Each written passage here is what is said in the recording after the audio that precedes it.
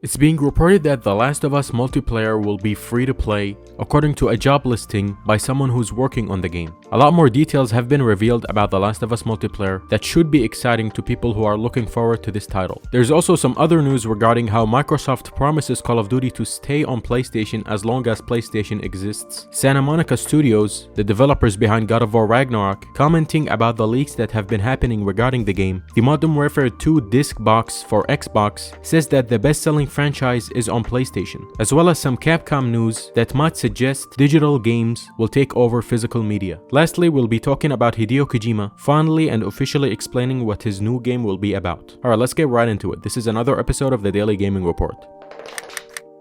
Hey, what's up guys, OP Gamer here, and the first news of the day is regarding The Last of Us multiplayer, or Factions 2. It's being reported that The Last of Us multiplayer will be free to play, as reported by Insider Gaming. A new job listing on the Naughty Dog website hinted that The Last of Us 2 multiplayer could be a free to play title. Under the summary for a live OPS producer, it says that Naughty Dog is looking for a proven experience in a production role supporting a AAA free to play live title, under the bonus skill section. So this is a pretty clear indication that the game will be free to play. Now it could be free to play for people who own The Last of Us 2, but in my opinion I think this game will be free to play to all, even people who didn't buy any Last of Us games, which will be huge for PlayStation. If this game turns out to be a great multiplayer game, then it being free to play is definitely looking promising to keep this game alive a lot longer than it would have been if it was a $70 game, obviously. Alright, moving on, as reported by Eurogamer, Microsoft claims that Call of Duty games will stay on Sony platforms as long as there is a PlayStation out there to ship to. Here's what Phil Spencer had to say: "We're not taking Call of Duty from PlayStation. That's not our intent. Our intent is not to do that as long as there is a PlayStation out there to ship to. Our intent is that we'll continue to ship Call of Duty on PlayStation, similar to what we have done with Minecraft since we owned that." Which is true, Minecraft is available on PlayStation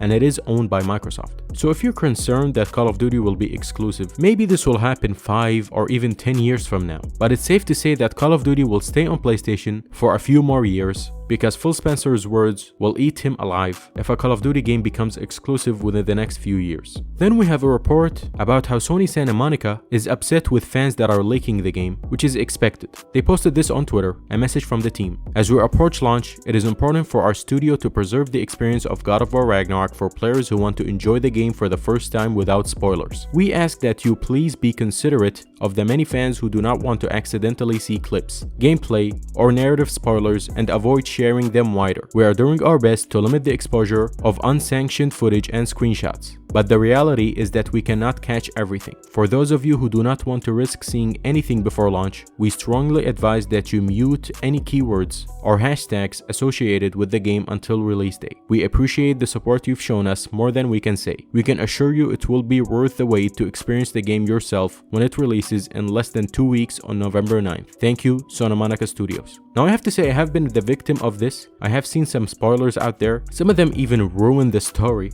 So definitely be careful on Twitter out there. And not just on Twitter, even on YouTube. Just stay away from anything God of War related. And like they said, try to mute any keywords related to the game. Good luck. Next up, this is kind of funny. In Canada, if you buy Modern Warfare 2 on Xbox and you get the standard edition disc, on the back, if you translate what it says that the game sells best on PlayStation. The exact words are the best-selling franchise on PlayStation, which is true, the game is best-selling on PlayStation by far. But obviously this is an error. This is not supposed to be here, and apparently it's fixed now. But for the few people that have this in Canada, you have a rare case of Modern Warfare 2 on Xbox saying that the game is best selling on PlayStation. I would advise you keep that.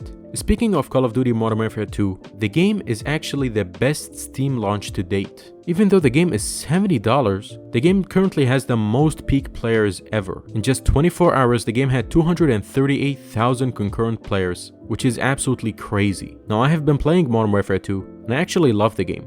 It kind of brings me back. It's not too futuristic, it's just perfect in my opinion. And I'm not surprised by this. Every time a Call of Duty launches, it breaks records. Even games like Advanced Warfare still sold relatively good considering the bad reputation it had. Let me know what you think about this. Are you surprised that Modern Warfare 2 is selling very well, or is this expected? Alright, next up, we have some sad news for people who like to buy games physically, because Capcom has reported that 90% of their sales are digital. To be exact, it's 91.5% digital and 8.5% physical. That is very, very low, much lower than ever before. Now, I still think physical media will stay here for a long time, but this is definitely worrisome for people who love to buy games physically. Alright, the last news of the day is regarding Hideo Kojima and his upcoming game, and he says stuff that really hypes his game up. As reported by Video Game Chronicle, speaking in an interview with The Guardian, Kojima spoke briefly about one of his upcoming projects, saying that it's almost like a new medium, and if this succeeds, it'll turn things around. Not just in the game industry, but in the movie industry as well. I think what he's talking about right here is his game with Xbox. It has to be, because Death Stranding 2, don't get me wrong, it's probably gonna be a great game, but it's nothing new or we haven't seen before. So I'm definitely interested to see what Kojima has in stock in his upcoming Xbox exclusive game. Alright, that was all the news for today. I hope you guys enjoyed this episode of the Daily Gaming Report. If you did, please do leave a like on this video in order to support the channel. Also, subscribe to the channel for your daily gaming news, and don't forget to hit the bell notification icon to never miss any future uploads. That's all from me now. I'll catch you next time.